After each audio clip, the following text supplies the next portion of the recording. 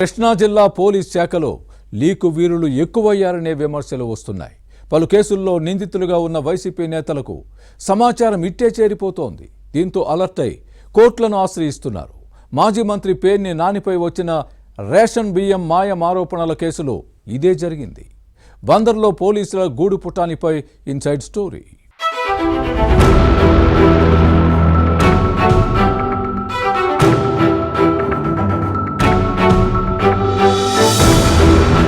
ఆంధ్రప్రదేశ్లో ప్రభుత్వం మారినా కొందరు పోలీసుల తీరు మారలేదు.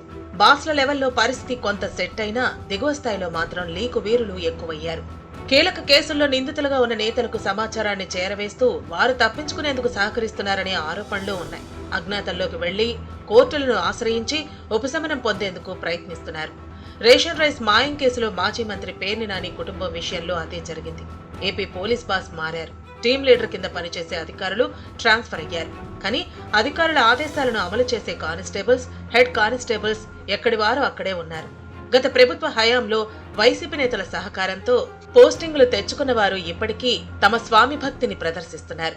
పోలీస్ స్టేషన్లో ఏం జరుగుతోంది, ఎఫ్ఐఆర్లో ఎవరి పేర్లు చేరుస్తున్నారు అన్న విషయాలను వెనువెంటనే బయటకు చెప్పేస్తున్నారు. మచిలీపట్నంలో వెలుగు చూసిన రేషన్ రైస్ అక్రమాల కేసులో తన పేరు చేర్చిన విషయం మాజీ మంత్రి పేర్ని నానికి వెంటనే తెలిసిపోయింది. దీంతో హైకోర్టులో లంచ్ మోషన్ పిటిషన్ దాఖలైంది. ఇప్పుడు విషయం తెలుసుకున్న ఉన్నతాధికారులు ఇంటి దొంగలపై దృష్టి పెట్టారు. అసలేం జరిగింది, సమాచారం ఎలా లీక్ అయిందన్న అంశంపై తాపీగా ఆరా తీస్తున్నారు.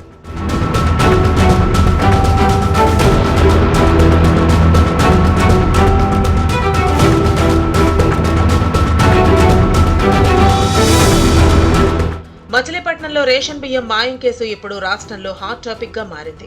మాజీ మంత్రి పేర్ని నాని సతీమణి జయసుధ నిందితురాలుగా ఉన్నారు.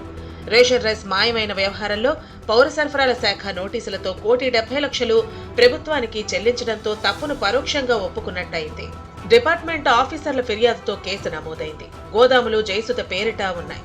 దీంతో ఈమెతో పాటు మరో 4గురిని నిందితులుగా చేర్చారు. జయసుధకు బందరు కోర్టు ముందస్తు బెయిల్ ఇచ్చింది. ఇక గోదాము మేనేజర్ మానస తేజ, పౌర సరఫరాల శాఖ ఉద్యోగి కోటిరెడ్డి, రైస్ మిల్లు యజమాని, లారీ డ్రైవర్ ను అరెస్ట్ చేశారు. వెంటనే పేర్ని నాని కుటుంబం ఫోన్లు స్విచ్ ఆఫ్ చేసి అజ్ఞాతంలోకి వెళ్లిపోయింది. వీరిచ్చిన వాంగ్మూలం ఆధారంగా పేర్ని నానిని ఈ కేసులో నిందితుడిగా చేర్చారు.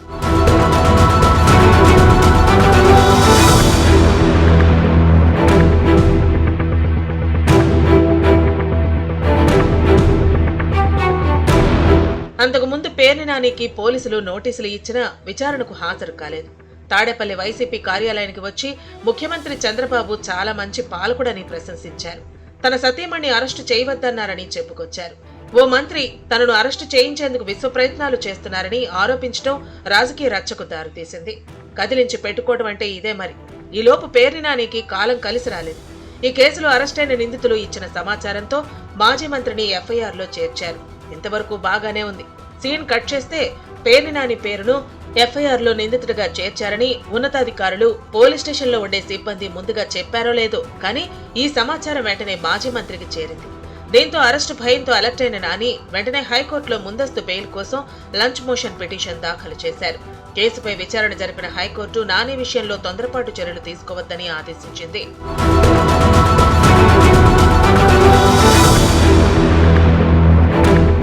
రేషన్ రైస్ మాయం కేసులో పేర్ని నానిని నిందితుడిగా చేర్చారన్న సమాచారాన్ని ఎవరు లీక్ చేశారన్న అంశంపై పోలీసులు ఆరా తీయటం ప్రారంభించారు. అంతేకాదు ఇంటి దొంగల పని పట్టాల్సిందే అన్న నిర్ణయానికి వచ్చారు. పోలీస్ బాస్లను మార్చినప్పటికీ కింది స్థాయిలో కానిస్టేబుల్స్, హెడ్ కానిస్టేబుల్స్ ట్రాన్స్ఫర్స్ జరగలేదు. దీంతోనే సమాచారం మొత్తం వైసీపీ నేతలకు ఎప్పటికప్పుడు లీక్ అవుతోందన్న నిర్ధారణకు వచ్చారు. ఈ పరిణామాలను పరిశీలించిన టీడీపీ నేతలు పోలీస్ శాఖలో సమూల ప్రక్షాళన జరగాల్సిందేనని కోరుతున్నారు.